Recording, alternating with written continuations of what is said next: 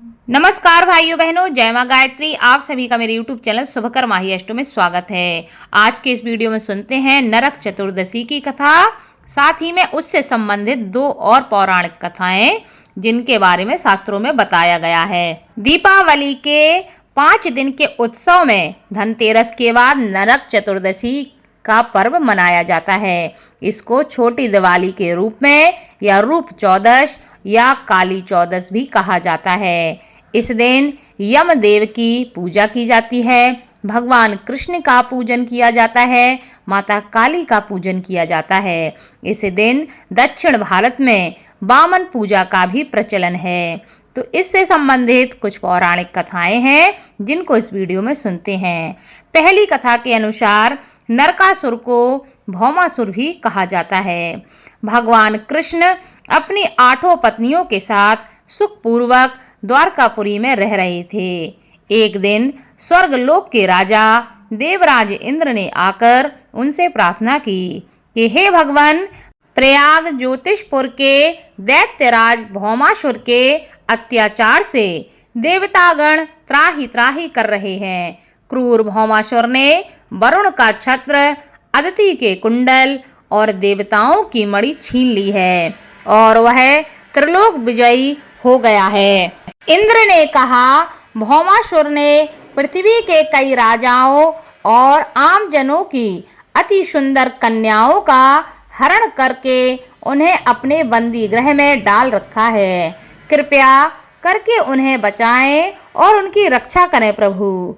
इंद्र की प्रार्थना स्वीकार करके भगवान कृष्ण अपनी प्रिय पत्नी सत्यभामा को साथ लेकर गरुड़ पर सवार होकर प्रयाग ज्योतिषपुर पहुँचे। वहां पहुंचकर भगवान कृष्ण ने अपनी पत्नी सत्यभामा की सहायता से सबसे पहले मुर दैत्य सहित मुर के 6 पुत्रों ताम्र, अंतरिक्ष, श्रवण, विभाषु, नभश्वान और अरुण का संहार कर दिया।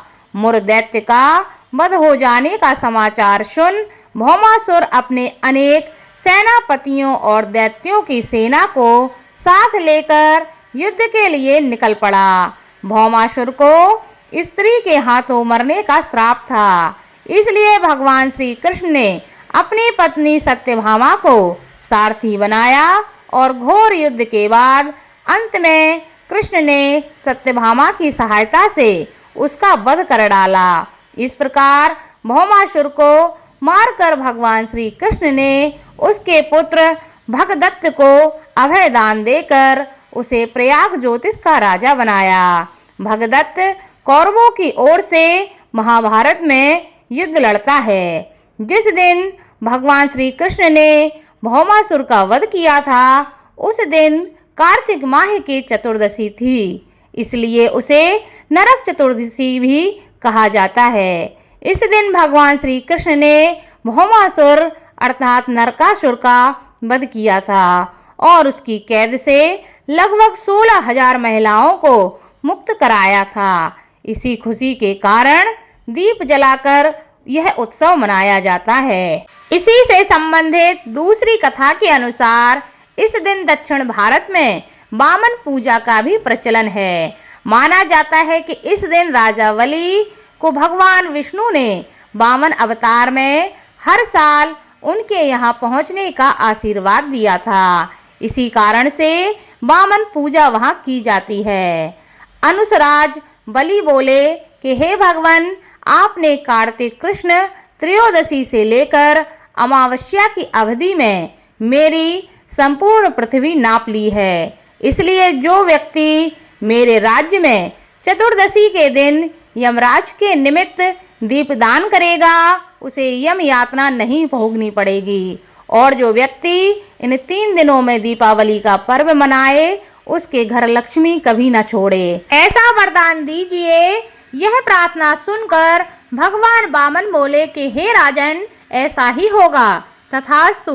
भगवान वामन द्वारा राजा बलि को दिए इस वरदान के बाद से ही नरक चतुर्दशी के दिन यमराज के निमित्त व्रत, पूजन और दीपदान का प्रचलन आरंभ हो गया।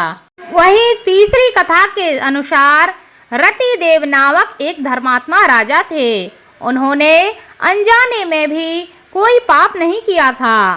फिर भी जब मृत्यु का समय आया तो यमदूत उन्हें नरक ले जाने के लिए आ धमके। राजा ने कहा कि आप मुझ पर कृपा करें और बताएं कि मेरे किस अपराध के कारण आप मुझे नरक ले जा रहे हैं। यह सुनकर यमदूत ने कहा कि हे राजन, एक बार आपके द्वार पर एक ब्राह्मण भूखा लौट गया था। यह उसी पाप कर्म का फल है। यह सुनकर राजा ने यमदूत से 1 वर्ष का समय मांगा। तब यमदूतों ने राजा को 1 वर्ष की मोहलत दे दी। राजा अपनी चिंता लेकर ऋषियों के पास पहुंचे और उन्हें अपनी सारी कहानी सुनाकर उनसे इस पाप से मुक्ति का उपाय पूछा। तब ऋषि ने उन्हें बताया कि कार्तिक मास की कृष्ण पक्ष की चतुर्दशी का आप व्रत करें और ब्राह्मणों को भोजन करवाकर उनके प्रति हुए अपने अपराधों के लिए क्षमा याचना करें। राजा ने वैसा ही किया जैसा ऋषियों ने उन्हें बताया। इस प्रकार राजा पाप से मुक्त हो गए और उन्हें विष्णु लोक में स्थान प्राप्त हुआ। उस दिन से पाप और नरक से मुक्ति हेतु भूलोक में कार्तिक चतुर्दशी के दिन व्रत का प्रचलन प्रारंभ हो गया। यह थी नरक चतुर्दशी की प्रचलित 3 कथाएं। कथा अच्छी लगी हो तो प्लीज वीडियो को लाइक, चैनल को सब्सक्राइब और वीडियो को ज्यादा से ज्यादा शेयर अवश्य करें। धन्यवाद।